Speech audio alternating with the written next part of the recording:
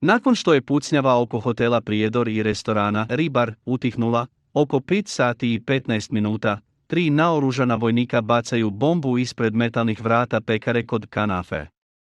Ulaze u kuću porodice Cepić, na adresi Partizanska 32, pod izgovorom da traže oružje. Nakon što su pregledali prostoriju, govore ukućanima da je sve u redu i da nikuda ne idu, jer im je sigurnije u kući. 3 vojnika govore kako traže neke napadače, i tom prilikom im braća Cepić daju nekoliko kutija cigareta, marke Vek. Vojnici potom izlaze iz kuće. Oko 5 sati i 30 minuta ujutro, naoružani srpski vojnici su došli na adresu Partizanska 42, u posjed porodice Čaušević, poznate po kvalitetnoj privatnoj mesnici.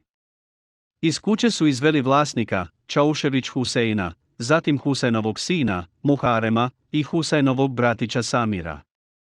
Nakon što su ih izveli iz kuće, srpski vojnici su Huseina, Muharema i Samira sproveli Partizanskom ulicom zapadno od mesnice, odnosno prema pekari Kanafa, na adresi Partizanska 32.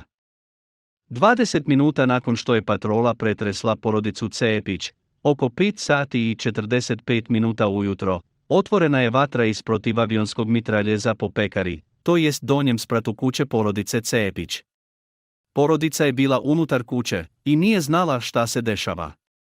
Ubrzo zatim su iz tenka, koji je bio lociran na uglu kod teniskog igrališta, sa lijeve strane preko ceste u odnosu na pekaru, ispaljene i 3 tenkovske granate, koje su prošle kroz gornji dio kuće Cepića, sve do potkrovlja kuće, koja je bila spojena sa kućom Cepića, to jest s kojom je dijelila sastavni zid.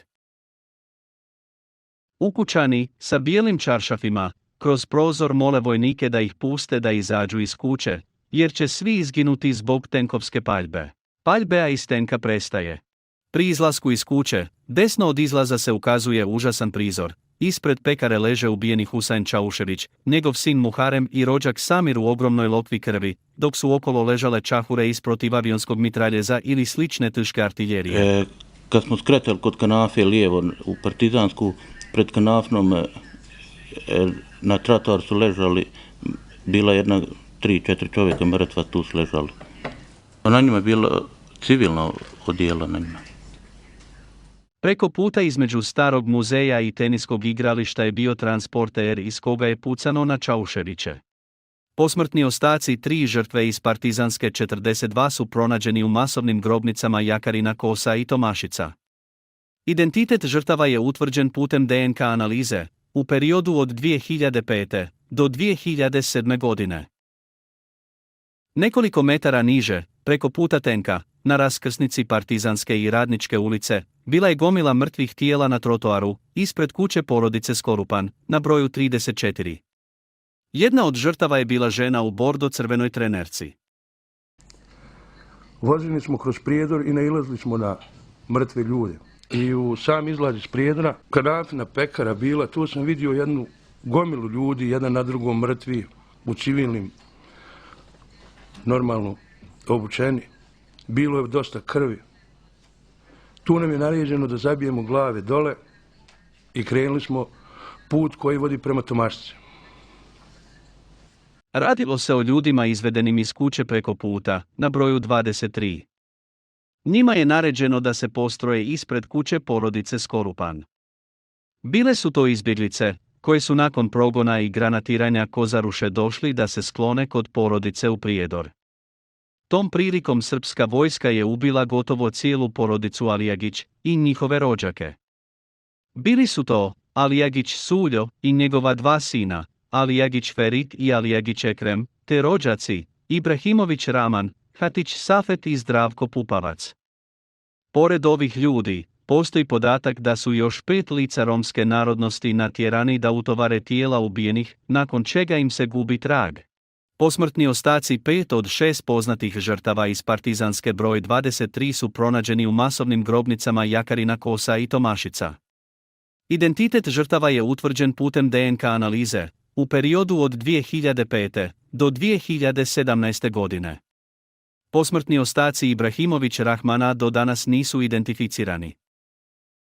Nakon što su naredili civilima da izađu iz kuće porodice Cepić na adresi Partizanska 32, vojnici naređuju ženama da pređu ulicu, dok muškarce postrojavaju između dvije gomile već ubijenih ljudi, to jest na uglu trotoara kraj kuće Skorupana. Nakon postrojavanja, srpski vojnici otvaraju rafalnu paljbu iz automatskog oružja u pravcu muškaraca.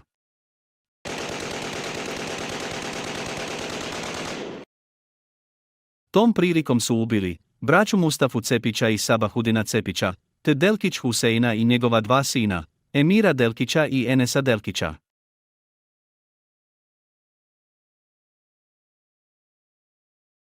Posmrtni ostaci 5 civila iz Partizanske 32 pronađeni su u dvije masovne grobnice, Jakarina Kosa i Tomašica.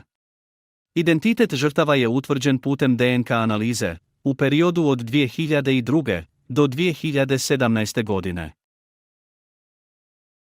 Osim tijela na raskrsnici Partizanske i Radničke, bilo je još ubijenih oko Starog muzeja i na teniskom igralištu, a ulica je bila puna čahura od protivavionskog naoružanja. Za sada nema preciznih podataka o ostalim ubijenim civilima. Istovremeno, iza tenka se nalazio vojni kamion, na koji su srpski vojnici već ukrcavali žene, koje su tu već prethodno dovedene iz okolnih kuća. Svo vrijeme, srpski vojnici nisu izvodili nikakva borbena dejstva niti je po njima pucano. Na adresi Partizanska 20, u novoj kući slovenačkog trgovca Hudina Jože, a u kojoj je živio trgovac Bešić Abaz, rodom iz Trnopolja sa svojom porodicom, bile su smještene izbjeglice koje su tu prognane, nakon napada srpske vojske na Kozarac. Po istom scenariju, nakon što je jedna patrola srpske vojske rekla da nikuda ne izlaze, druga grupa vojske je nakon nekog vremena sve civile izvela i postrojila u dvorište ispred stare kuće na adresi Partizanska 18, kraj garaže. Nakon maltretiranja, žene su odvojili od muškaraca, nakon čega su strijeljali 9 muškaraca, od kojih su 2 bili maloljetni dječaci. Na adresi Partizanska 18 i 20 strijeljani su Bešić Abaz, Matrić Emir, maloljetni Zulić Admir, Zulić Armin, Huzerović Čamil, Marošlić Fadil, maloljetni Marošlić Almir, Marošlić Edin i Zulić Hajrija.